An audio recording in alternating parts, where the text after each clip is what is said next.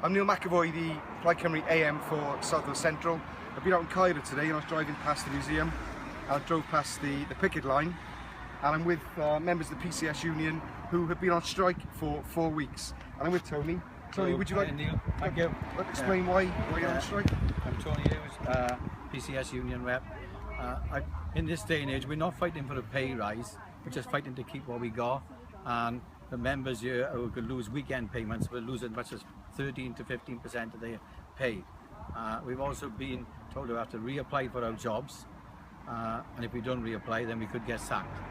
It's unfair at this day and age that we are forced to do this type of action. Yeah, I totally agree.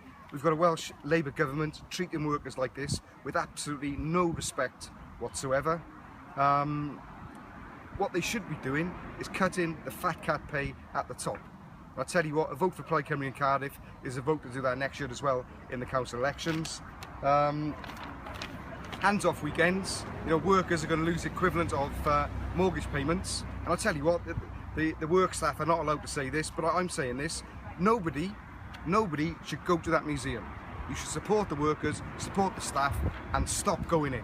And that's what I'm appealing for everybody out there to do, and support these people who've been on strike for 4 weeks.